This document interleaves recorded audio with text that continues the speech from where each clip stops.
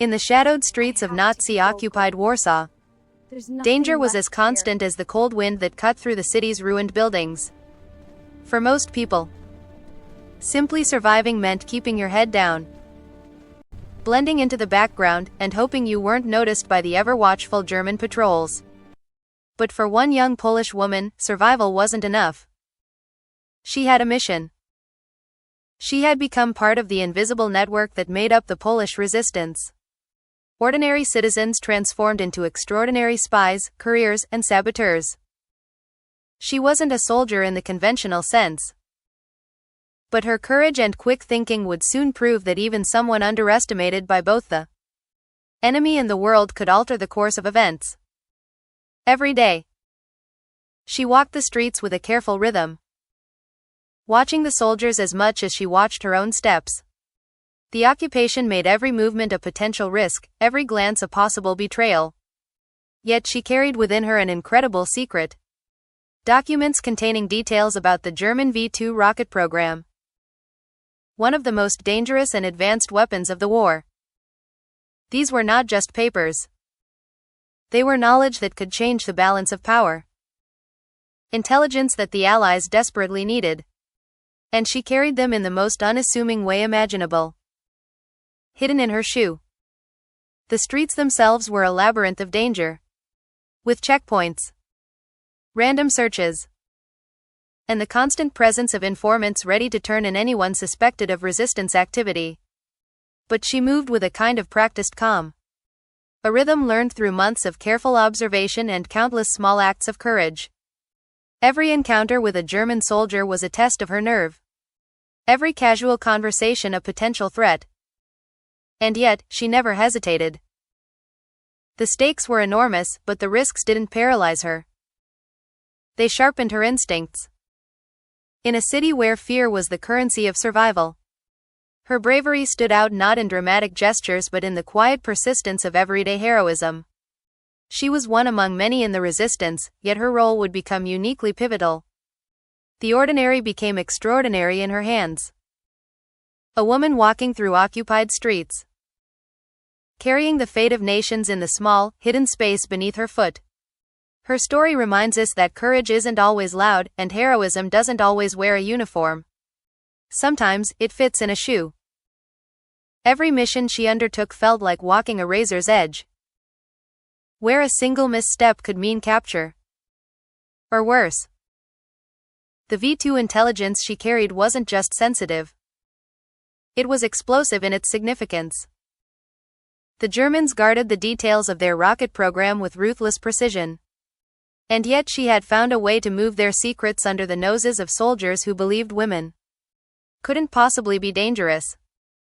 She tucked the documents carefully into her shoe, folding them so they would fit snugly, invisible to the casual glance and impervious to the pat-downs that might have caught a man.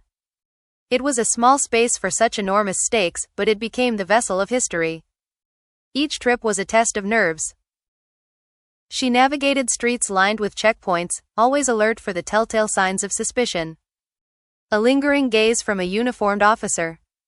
The shuffle of boots on cobblestones, the distant whistle that might signal a patrol in motion. Every step had to look casual. Every movement natural. As if she were nothing more than a woman running errands or visiting family. Yet beneath the surface, her mind ran a constant calculation of risk. How long until the next inspection? How many eyes were watching? Whether the wind would carry the sound of her footsteps in just the wrong way. She learned to carry tension in her shoulders without letting it show. To breathe in patterns that mimicked calm.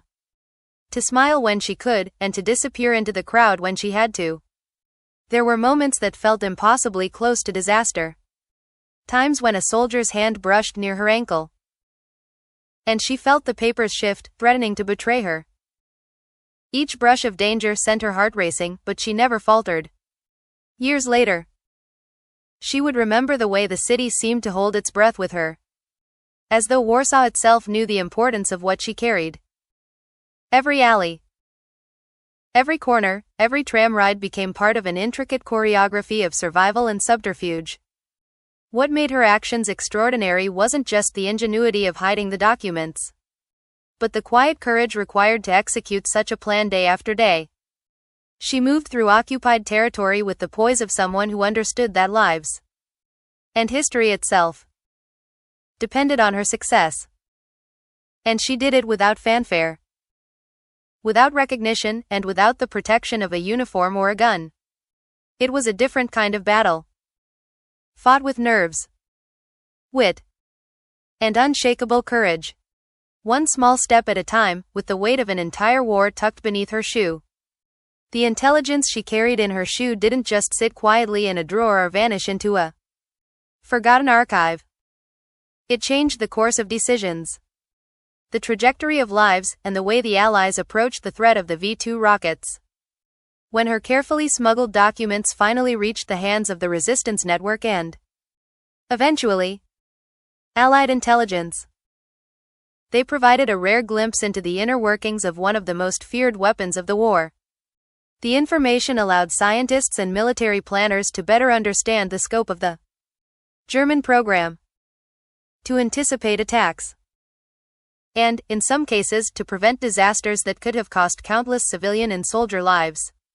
Her courage wasn't just symbolic. It had tangible consequences that rippled across battlefields far beyond the streets she had walked so cautiously. What makes her story remarkable is not only what she did, but who she was. A young woman with no uniform, no gun, no formal title of heroism. In the eyes of the enemy, she was ordinary, unthreatening, someone to overlook. And that underestimation became her greatest weapon. By exploiting the assumptions of those who underestimated her, she was able to perform acts of extraordinary bravery. The quiet determination it took to navigate a city filled with danger, to hold life or death secrets hidden in the most mundane place imaginable, and to deliver them intact, speaks to a kind of heroism often lost in the grand narratives of war.